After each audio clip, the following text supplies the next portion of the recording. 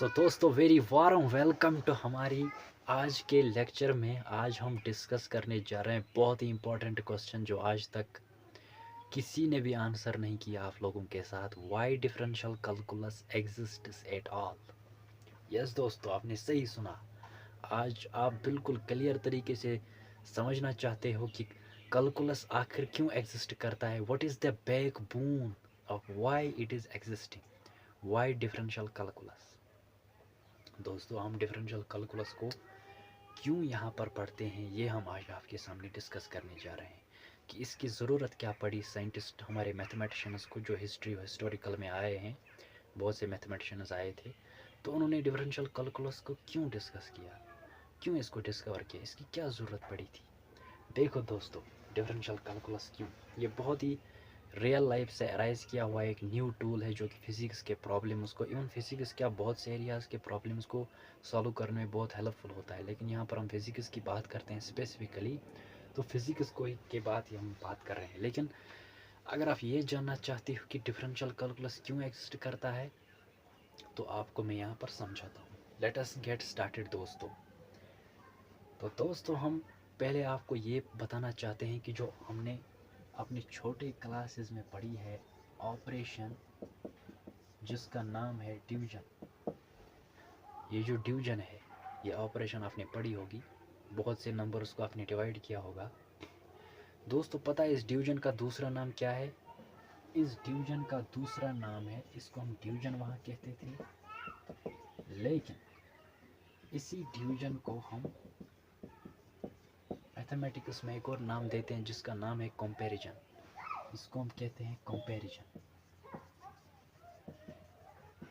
बिल्कुल आपको simple first principle से समझाऊंगा मैं कि डिफरेंशियल कैलकुलस कैसे एग्जिस्ट करता है दोस्तों। इसको कंपैरिजन भी कहते हैं। देखो दोस्तों कैसे कंपैरिजन कहते हैं इसको। फॉर मैं दो नंबर्स लूँ x और y, इनको मैं डिवाइड करूँ तो पता है दोस्तों अगर मैं इस रेशियो को पुट करूँ equal to k, for example these are all variables, अगर k is greater than 1, so what it implies? It implies that x is greater than y. It implies x is greater than y. This is natural. And if k is less than 1, it implies x is less than y. So it is very natural. It is natural. It is mathematics. अब आपको real life में समझाता हूँ कि division कहाँ पर होता है। देखो दोस्तों रियल लाइफ में जो रियल लाइफ है हमारी, वहाँ पर डिवीजन का क्या रोल है देखते हैं दोस्तों। दोस्तों डिवीजन रियल लाइफ में दो क्वांटिटीज़ को आपस में रिलेट करने का काम करता है। डिवीजन रियल लाइफ में दो क्वांटिटीज़ को रिलेट करने में ज़्यादा काम आता है। देखो दोस्तों कैसे, फॉर एग्जांपल मैं एक क्वांटिटी लूँ डिस्टेंस और एक क्वांटिटी लूँ टाइम। अब अगर मैं इन दोनों को एक दूसरे के साथ रिलेट करना चाहूँ तो मैं डिवीजन को यूज़ करता हूँ। मैं लिखता हूँ speed is equal to distance divided by time. मैंने लिखा divided by time. So we relate the two quantities कि किसी ऑब्जेक्ट ने कितनी डिस्टेंस कितने टाइम में कवर की। इसको कहते हैं relationship between the two quantities. So यहाँ पर डिवीजन रिलेट करता है दो क्वांटिटीज़ को। एक और एग्जांपल है दोस्तों, फॉर एग्जांपल एक टॉय का प्राइस है 5 रुपीज़।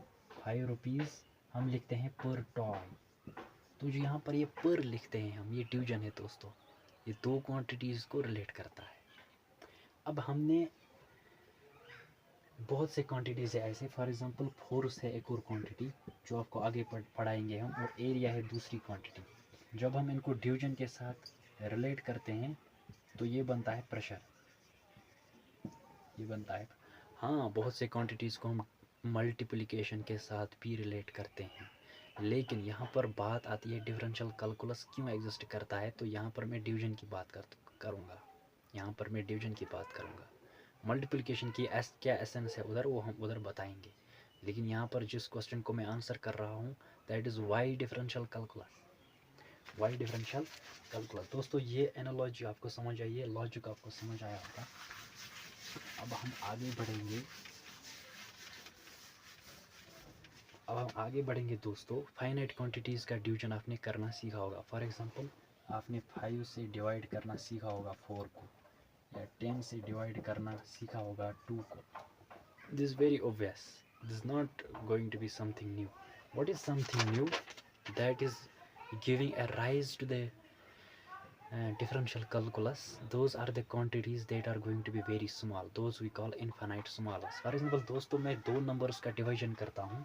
फॉर एग्जाम्पल मैं लिखूँगा 0.0000000000199।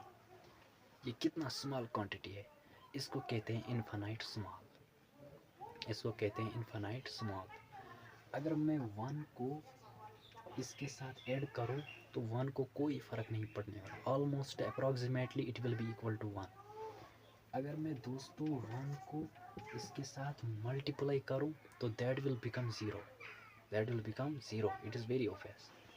अगर मैं 1 को माइनस करूँ so it will also become very. So अगर हम दोस्तों इस इनफाइनाइट स्मॉल को डिवाइड करेंगे एक और नंबर से जो कि बिल्कुल इसी के ऑर्डर ऑफ मैग्नीट्यूड में आता है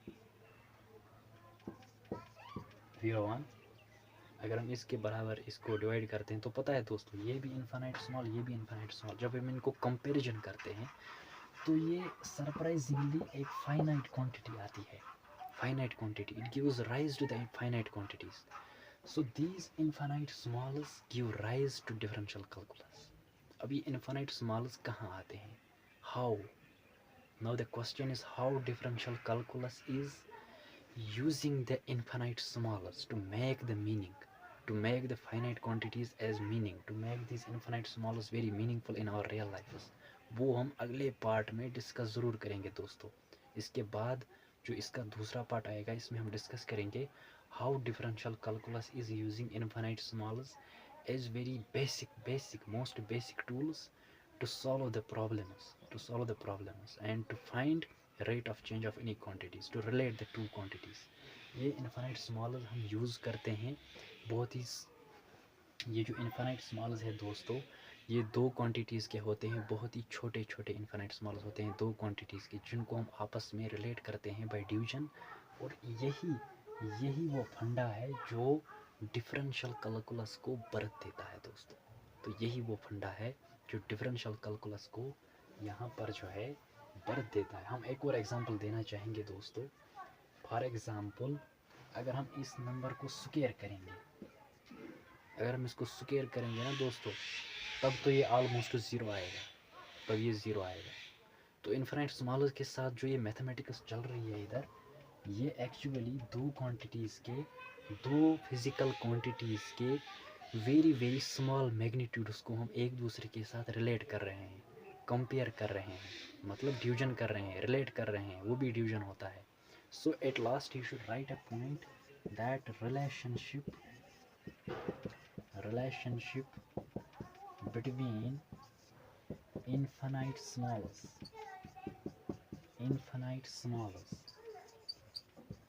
of two quantities, of two or more quantities, ये ज़्यादा भी हो सकते हैं दोस्तों, वो हम आगे बताएंगे कैसे। अब मैंने दो क्यों लिए हैं, ये सिंपलिसिटी है, यहाँ पर सिंपलिसिटी एक्सप्लेन इसी तरह किया जाता है। टू और मोर quantities gives rise to differential calculus। दोस्तों ये क्लासिकल डेफिनेशन है, ये पूरी एक्यूरेट तो नहीं है लेकिन फिर भी समझने के लिए बहुत ही एक्यूरेट है। समझने के लिए ये हम इसी तरह समझा सकते हैं कि डिफरेंशियल कैलकुलस कैसे एग्जिस्ट करता है। Why differential calculus is very going to be very important question, why differential calculus exist at all. क्योंकि इसके बिना आप आगे ऐसे ही अपने दिमाग को फोर्स करेंगे ट्रूथ को एक्सेप्ट करने के लिए, उससे बेहतर है कि आप लॉजिक समझे चीज़ों के पीछे दोस्तों। तो इसी तरह हम आपको समझाएंगे कंसेप्ट्स के लॉजिक को फ्रॉम वेरी फंडामेंटल्स। अगर आपको हमारे वीडियोस बहुत अच्छे लगते हैं तो हमारे चैनल को ज़रूर सब्सक्राइब करो और हमारे इस वीडियो को लाइक करो, अपने दोस्तों में शेयर करो। Thank you very much.